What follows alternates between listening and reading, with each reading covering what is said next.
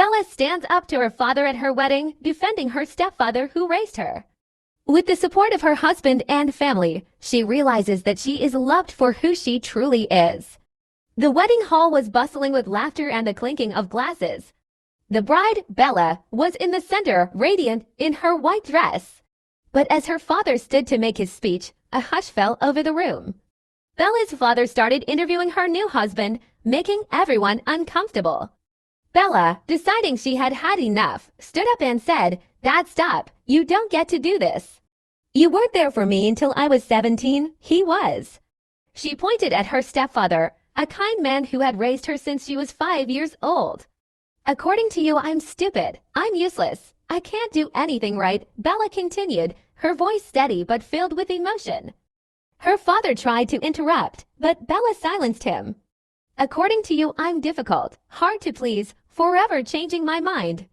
I'm a mess in a dress, can't show up on time, even if it would save my life." Bella's stepfather chuckled beside her, his laughter bringing a lightness to the tension. Bella's husband held her hand, his presence a comforting strength. Her mother remained silent, a pained look on her face. Her father spoke up again. "Marie, tell her to shush. Eric's not her dad." But Bella's mom rolled her eyes and Bella's stepfather laughed even more. Bella held her stepfather's hand tighter and continued. "According to you, but according to him," she said, gesturing towards her stepfather, "I'm beautiful, incredible. He can't get me out of his head. According to him, I'm funny, irresistible. Everything he ever wanted. Everything is opposite. I don't feel like stopping it. So Dad, tell me what I've got to lose. She pointed at her husband, treats me right and loves me for everything I'm not." Bella's stepfather placed his hand on top of theirs. Bella's voice grew stronger. "According to you, I'm boring. I'm moody, and you can't take me any place. According to you, I suck at telling jokes because I always give it away. I'm the girl with the worst attention span. You're the dad who puts up with that, according to you." Her mother nodded in agreement. Bella continued, "Dad, I need to feel appreciated, loved, not hated. Why can't you see me through his eyes?" That's when Bella's husband, Darren, spoke up. "Mr. Collin, listen to what I have to say," he said, standing up. The room fell silent as everyone turned to look at Darren. Bella, surprised, asked Darren, "Babe, what are you going to say?" Darren looked at her with love in his eyes, then turned back to her father. "Mr. Collin, this is about you. According to me, you're stupid. You're useless. You can't do anything right." Bella's stepfather laughed, got up, walked over to Darren, and shook his hand. Darren continued, "But according to me, she's beautiful, incredible. I can't get her out of my head. According to us, she's funny, irresistible. Everything we've ever wanted." Bella's mother added, "Connor, tell me what Bella's got to lose. They're into her for everything she's not." It was a powerful moment, a united front against Bella's father. Bella's son from her previous marriage, who had been silent till now, spoke up. "Granddad Connor, according to you, Mom's stupid. She's useless, can't do anything right. But that's not what these men think. So get your nasty ass away," he finished, his voice echoing in the silent room. The crowd broke into applause, their cheers filling the hall. Bella's father, stunned, walked out, leaving Bella surrounded by her real family. Bella's stepfather hugged her tightly, tears in his eyes. Her mother joined them, her arms around Bella and her son. Darren knelt down beside Bella's son, ruffling his hair and thanking him for his brave words. The party resumed, the music louder, the laughter more joyful. Bella and Darren had their first dance, their eyes only for each other. Bella's stepfather, mother, and son watched on, their faces filled with love and pride.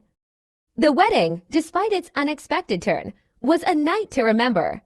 Bella, surrounded by those who truly loved her, felt a happiness she had never known. She had stood up for herself and was loved for who she truly was.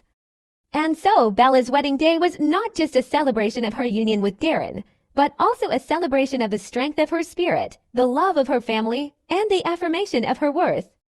As the night drew to a close, Bella, her husband, her son, her mother, and her stepfather stood together, a tight-knit family united by love and respect. and they knew that they could face anything as long as they had each other. In the end, it was not Bella's father's harsh words that defined her, but the love and acceptance of those who truly cared for her. She was not the person her father thought she was. She was so much more, and they all saw her through their eyes.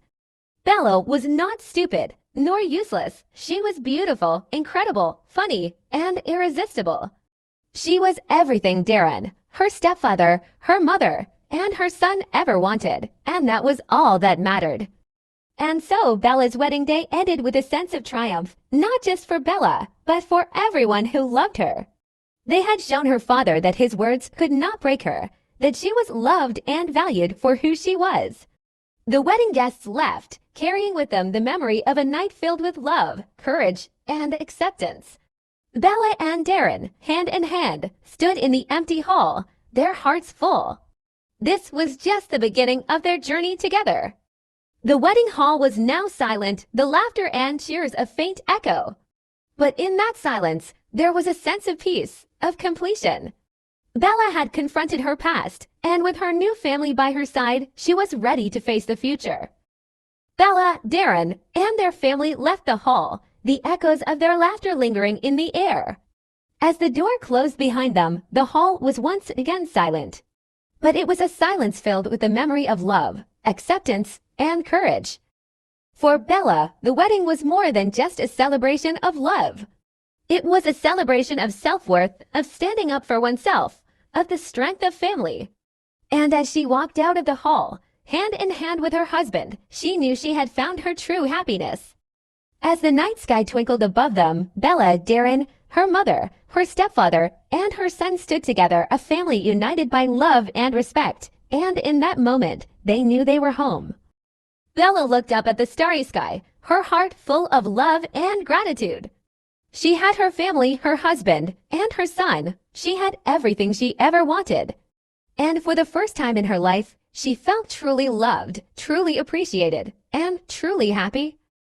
And so Bella's wedding day ended not with a bitter confrontation, but with a joyful celebration of love, acceptance, and self-worth. It was a day that Bella, Darren, and their family would always remember, a day when Bella finally saw herself through their eyes.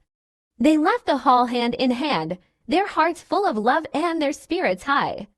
Bella looked back one last time, a smile on her face. This was her day, her victory, her happiness. And she had shared it with those who truly loved her. As they walked away, the lights of the hall dimmed, leaving only the starlight above. But in the hearts of Bella, Darren, and their family, the light of love and acceptance shone brighter than ever. And they knew that no matter what, they would always have each other. And so, under the starlit sky, Bella, Darren, and their family walked away, leaving behind the wedding hall but carrying with them a memory of love, courage, and acceptance that would last a lifetime. This was their story, their triumph, and their love.